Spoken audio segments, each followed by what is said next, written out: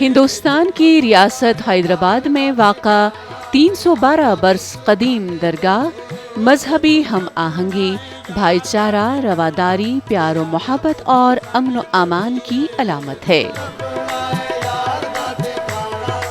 ملک بھر کے کونے کونے سے آنے والے عقیدت مند بلا مذہب و ملت اس درگاہ پر حاضری دیتے ہیں۔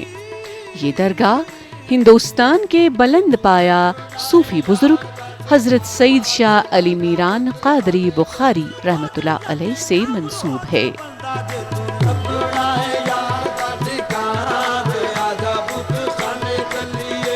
آپ رحمۃ اللہ علیہ بخارا شریف سے اسلام کی ترویج کے لیے ہندوستان تشریف لائے تھے اور یہی مستقل سکونت اختیار کی۔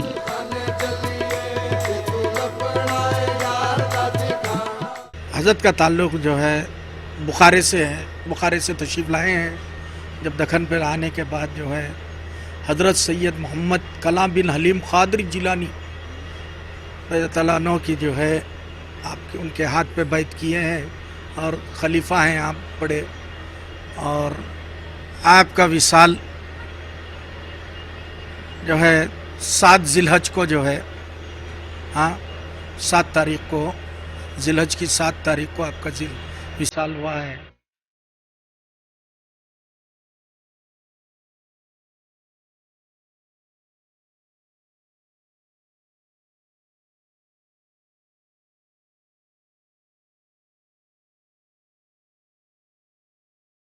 ہندوستان میں پروان چڑھنے والی قومی یکجہتی، سماجی ہم آہنگی اور مخلوط تہذیب کو اس وقت تک نہیں سمجھا جا سکتا جب تک کہ یہاں فروغ پانے والے صوفی سلسلوں کو نہیں سمجھا جاتا۔ ان صوفی سلسلوں نے عظیم اسلامی سلطنتوں کی ثقافتی راہوں کے تعین میں کلیدی کردار ادا کیا ہے۔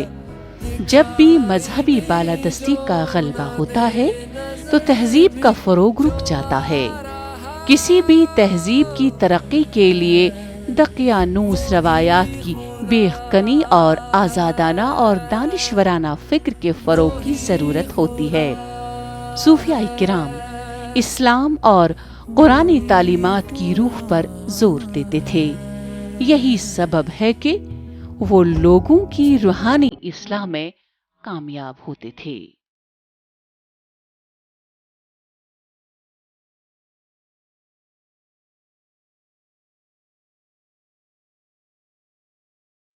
بہت سالوں سے آتا ہوں ادھر، یہ عقیدہ ہے مجھے اور یہاں سے کوئی خالی نہیں جاتا۔ جو بھی مانگتا ہے بہت خالی نہیں جاتا، ہر چیز ہر کسی کو ہر چیز ملتا ہے یہاں، جو بھی مرادیں پورے ہوتی ہیں اور منتیں بہت ہوتی ہے۔ پیچھے تام کا انتظام رہتا ہے، کسی کی منت جو پوری بھی پیچھے تام کا انتظام رہتا۔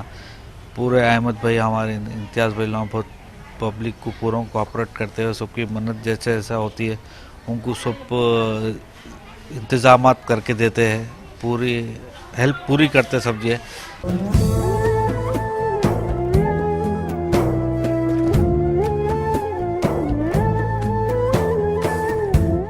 رشیوں اور ولی کاملوں کے مزاروں پر حاضری دینے کا یہ سلسلہ صدیوں سے چلا آ رہا ہے اور آج بھی لوگ ان مزاروں اور آستانوں پر عقیدے کے ساتھ حاضری دیتے ہیں۔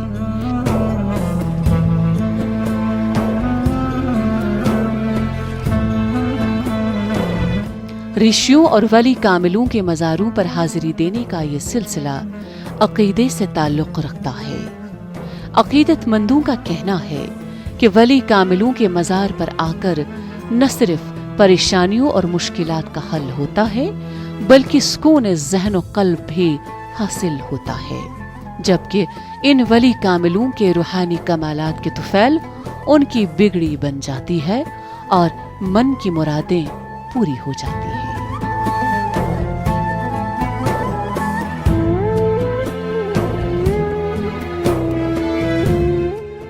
دکن حیدرآباد میں قیام کے دوران صوفی بزرگ حضرت سید شاہ علی میران قادری بخاری رحمۃ اللہ علیہ نے امن، مذہبی ہم آہنگی اور بھائی چارے کے فروغ کے لیے اپنی پوری زندگی وقف کی۔ 312 बरस कबल इस बुलंद पाया सूफी बुजुर्ग का इंतकाल हुआ था और उसका मजार यही वाक़ा है। इस दरगाह के अहाते में कई दीगर सूफी बुजुर्ग मदफून हैं, जिन्होंने हजरत सईद अली शाह मीरान कादरी बुखारी रहमतुल्लाह अलैह के साथ हिंदुस्तान में मजहबी भाईचारे के लिए अपनी खिदमत अंजाम दी। मैं बरसों से आता हूँ और ये दादा पीर की बारगाह है, समझे। और यहाँ पर कोई मज़हब का कोई वो नहीं है, हर कौम के लोग आते हैं यहाँ पर, हिंदू मुसलमान सिख हर बरादरी आती है यहाँ पर सरदार, समझे। और रहा सवाल, हर जना अपना फैज़ पा के जाते हैं, कोई यहाँ से खाली हाथ नहीं जाता दादा पीर के पास, हर जना अपना फैज़ पा के जाता है। एक ख्वाब सुनावा पुरनूर फिजावा। पीरों फकीरों का सिलसिला अल्लाह रब्बुल इज्जत की बनाई हुई कायनात से ही शुरू हुआ। तब से ही ये सिलसिला आगे बढ़ता गया और दुनिया को पैगंबरों के बाद इन्हीं पीरों और फकीरों की दुआ हासिल है, जिसकी बदौलत ये दुनिया कायम व दायम है। और जब तक अल्लाह के प्यारे कुरे अर्ज पर मौजूद हैं, ये दुनिया कायम व दायम रहेगी। एक ख्वाब सुनावा, एक ख्वाब सुनावा। हिंदुस्तान की मुख्तलिफ रियासतों में कुछ ऐसे ही औलियाई अल्लाह, सूफी बुजुर्गों और बुजुर्गान दीन गुजरे हैं। इन्हीं बरगुज़ीदा हसीयतों की बदौलत हिंदुस्तान का चप्पा चप्पा इस्लाम के नूर से मुनव्वर हुआ, बल्कि इनकी अता की हुई तालीमात से यहाँ मजहबी हम आहंगी, रवादारी, भाईचारा, अखवत और इत्तेहाद बाहमी बका का वजूद हुआ, जिसकी मिसाल शायद ही किसी और खित्ते में मिले। ये सूफियत ही है जिसने यहाँ बसने वाले हर मज़ाहिब के लोगों को एक दूसरे के दुख सुख का हमने वाला बनाया। रब ले गया मैनू जदों शहर मदीने। हजरत सईद शाह अली मीरान कादरी बुखारी रहमतुल्लाह अलैह जैसे औलियाए किराम और सूफी बुजुर्गान दीन के गिलहाए फिक्र नज़र की महक ने पूरे जहां में हर इंसान के दिलो दिमाग को मुअत्तर किया, और ये महक आज भी अपनी तमाम तर शगुफ्तगी